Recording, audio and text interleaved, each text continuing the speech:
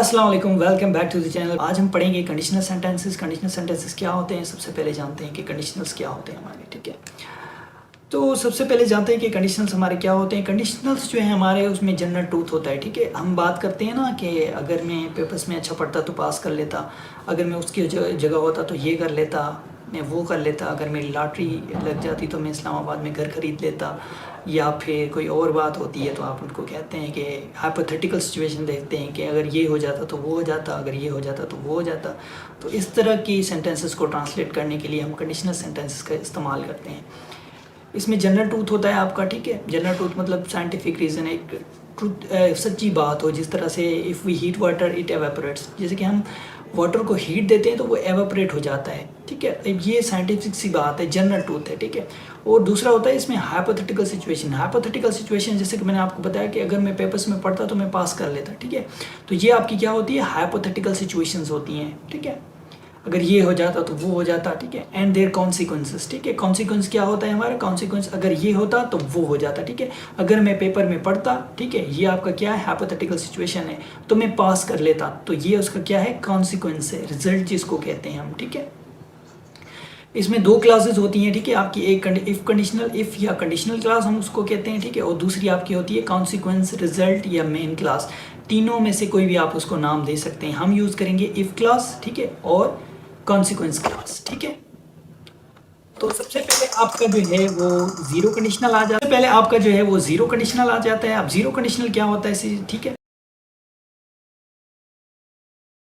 ठीक है, तो सबसे पहले पढ़ते हैं कि हमारा जीरो कंडीशनल क्या होता है। ठीक है, जीरो कंडीशनल जो है आपका वो जनरल ट्रूथ होता है, always causes one and another. ठीक है, इसमें आपका जनरल ट्रूथ होता है, साइंटिफिक सी बात होती है। ठीक है, मतलब एक जो है ना वो दूसरे को हमेशा कॉज करेगा। अगर पानी को हीट देंगे तो वो एवपोरेट होगा, जाहिर सी बात है, उसका इफेक्ट उस पर पड़ेगा आपका। ठीक है, इसका जो स्ट्रक्चर है, स्ट्रक्चर देखें तो आप इफ़ कंडीशनल, इफ़ क्लास में जो है हम सिंपल प्रेजेंट यूज़ करते हैं, और जो हमारा कॉन्सिक्वेंस क्लास है उसमें भी हम सिंपल प्रेजेंट ही इस्तेमाल करते हैं, यूज़ करते हैं। ठीक है, दोनों में ही हमने सिंपल प्रेजेंट यूज़ करना है। एग्जांपल से समझते हैं। ठीक है, अब एग्जांपल देखें, इफ़, अच्छा, इफ़ और वेन का डिफरेंस समझ लें आप। यहाँ पे जो इफ़ और वेन है ना, हम सिर्फ जीरो कंडीशनल में इफ़ की जगह वेन को यूज़ कर सकते हैं। ठीक है, इफ़ की जगह वेन को सिर्फ जीरो कंडीशनल में हम यूज़ करते हैं, बाकी किसी भी कंडीशनल में हम वेन यूज़ नहीं करेंगे।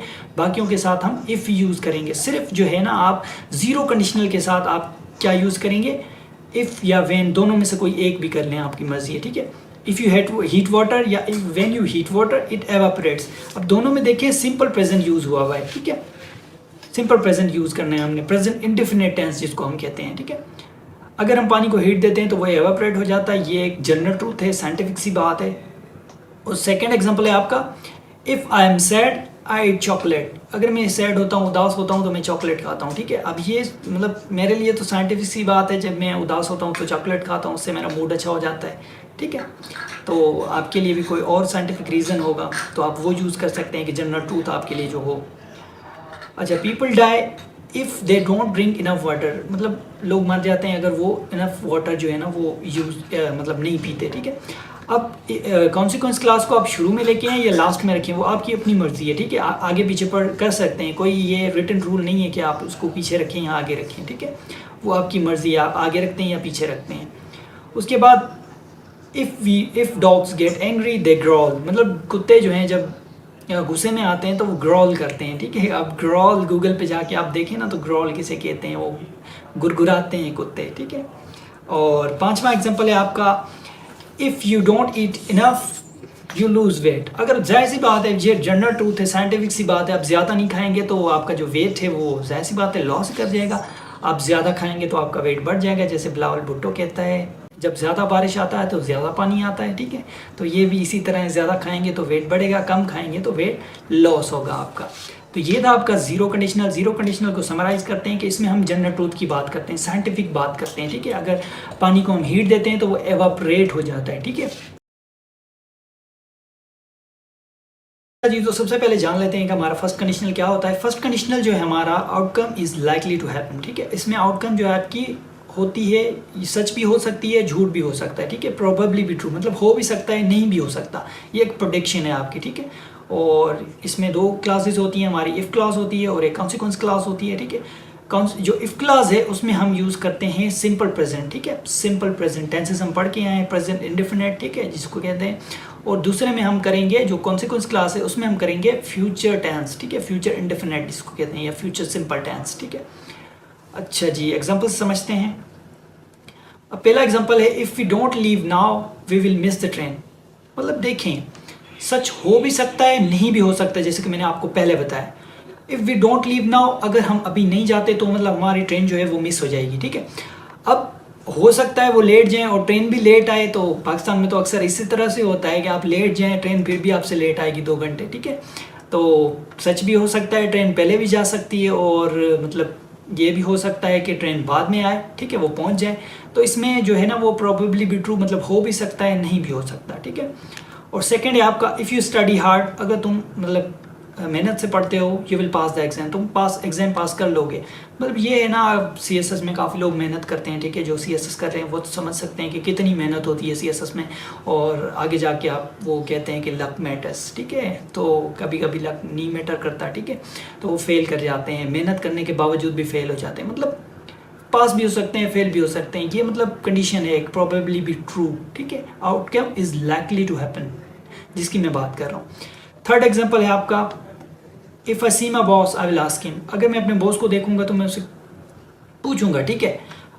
मतलब नहीं भी हो सकता ना कि बॉस को आज मैं ना देखूं, बॉस छुट्टी पे चला जाए या बॉस कहीं और चला जाए, तो हो सकता है मैं उसको ना देखूं और मैं उससे पूछूं भी ना, ठीक है। अगर बॉस आ जाता तो मैं उससे पूछ लेता, तो मतलब प्रोबेबली भी ट्रू, ठीक है।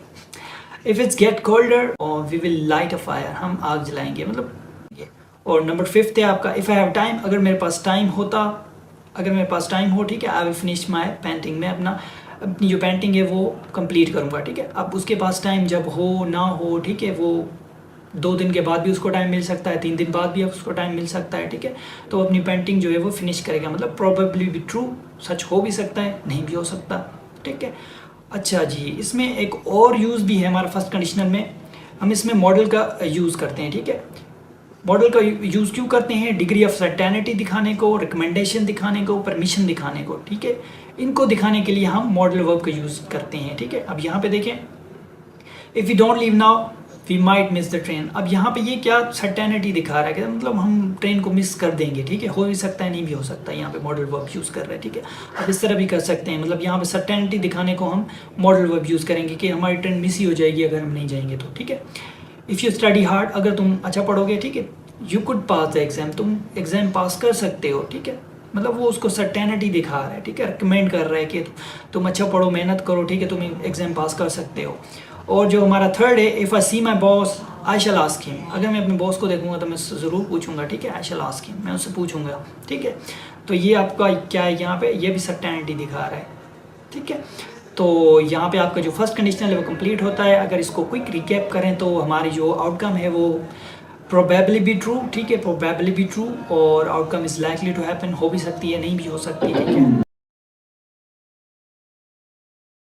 अब इसमें क्या है, outcomes are completely unrealistic, probably not going to be true, मतलब हो ही नहीं सकती सच, ठीक है, कम्प्लीटली अनरियलिस्टिक। हम वो जो फैंटासीज और ड्रीम्स देखते हैं ना, तो ये उनकी बातें करता है सेकंड कंडीशनल्स।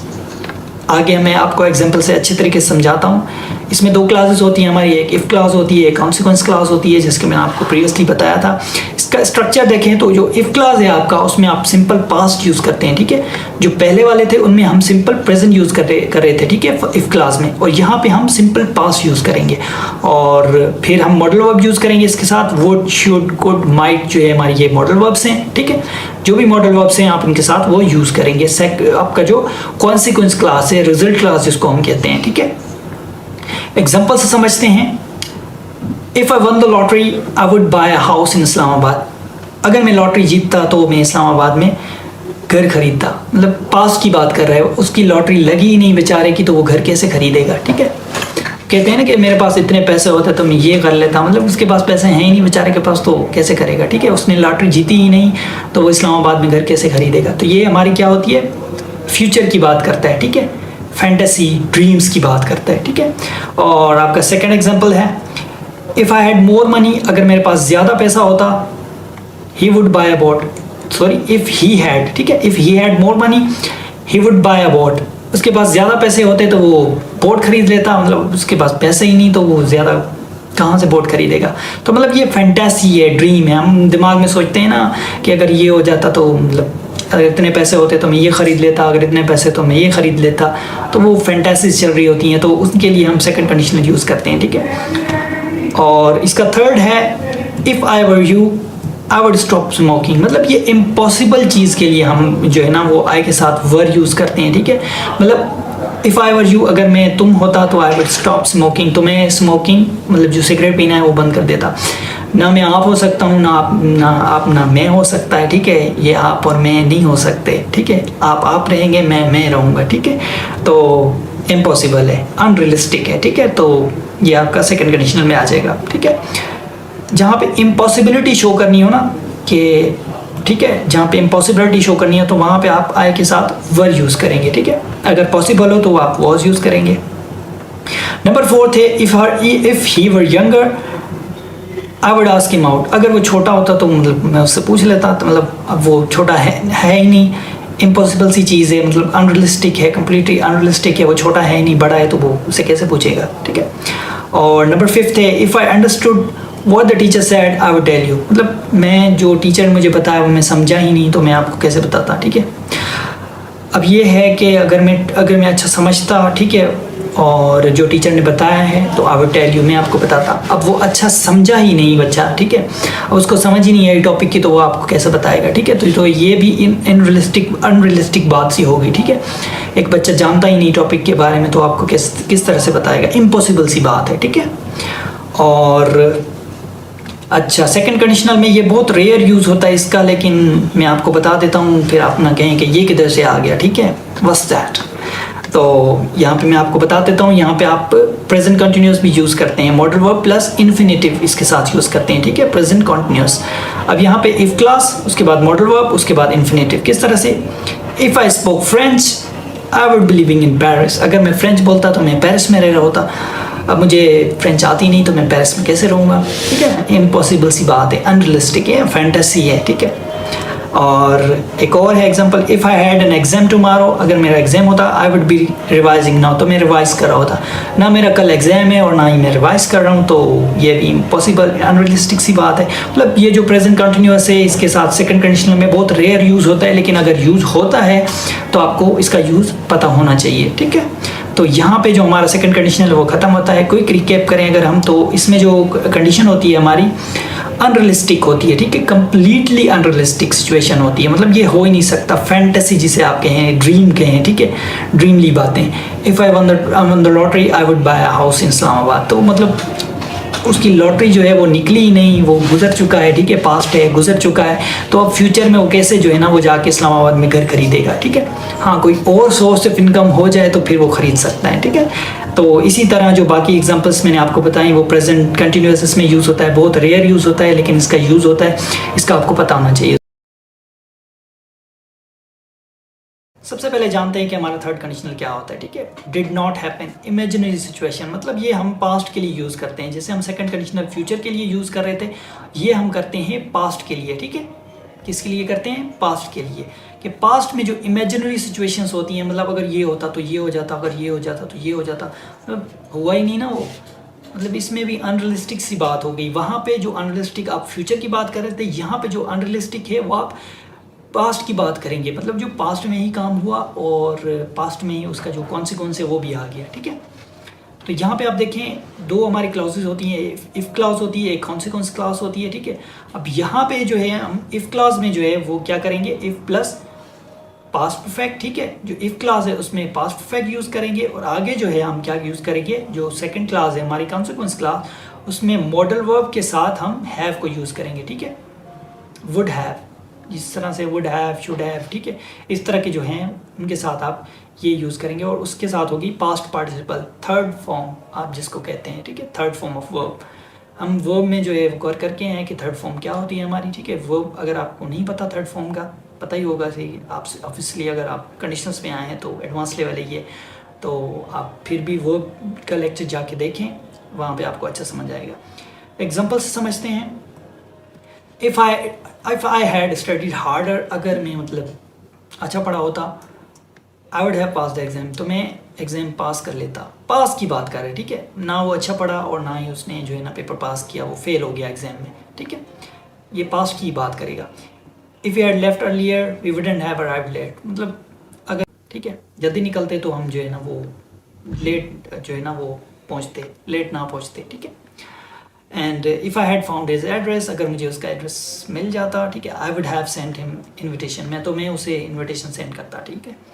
तो ये भी पास की बात कर रहे हैं, ना उसको उसका एड्रेस मिला और ना ही उसने उसको जो है ना इन्विटेशन भेजा, शादी थी या बर्थडे था, जो भी था। If you had told me you needed my car, अगर तुम मुझे बताते कि तुम्हें मुझे मेरी कार चाहिए थी, I would have left at home, तो मैं उसे घर छोड़ देता, ना उसने उसको बताया और वो अपनी कार लेके रफू चक्कर हो गया, मतलब चला गया, ठीक है, लॉन्ग ड्राइव पे गया या कहाँ गया मुझे नहीं पता। If I had waited for you more, अगर मैं तुम्हारा इंतज़ार ज़्यादा करता, ठीक है, अगर मैं तुम्हारा ज़्यादा इंतज़ार करता, I would have miss the train, तो मैं ट्रेन मिस कर लेता। मतलब उसने इंतज़ार नहीं किया, बच्चा ट्रेन पे चढ़ के आ गया, लाहौर आ गया या पिंडी आ गया, पता नहीं कहाँ आ गया, ठीक है, तो उसने दूसरे बंदे का इंतज़ार नहीं किया, तो ये अच्छी बात नहीं है लेट आना, ठीक है, दूसरों का इंतज़ार ना करवाया करें। तो यहाँ पे जो आपका थर्ड कंडीशनल है वो कंप्लीट होता है। थर्ड कंडीशनल हमारा क्या है, क्विक रिकैप देखते हैं। डिड नॉट हैपन मतलब इमेजिनरी सिचुएशन हो गई हमारी पास्ट में, ठीक है, और इसका स्ट्रक्चर क्या होगा, पास्ट परफेक्ट हम यूज़ करेंगे, उसके साथ हमारा मॉडल वर्ब के साथ हैव और पास्ट पार्टिसिपल, जिसको हम थर्ड फॉर्म ऑफ वर्ब कहते हैं, ठीक है। इसमें अनरियलिस्टिक बात होती है, ठीक है, इमेजिनरी बातें होती हैं जो पास्ट में होती हैं, और सेकंड कंडीशन में इमेजिनरी बातें होती हैं, अनरियलिस्टिक बातें होती हैं, लेकिन वो फ्यूचर के लिए, ठीक है। तो यहाँ पे जो हमारे कंडीशनल्स हैं वो ख़त्म होते हैं।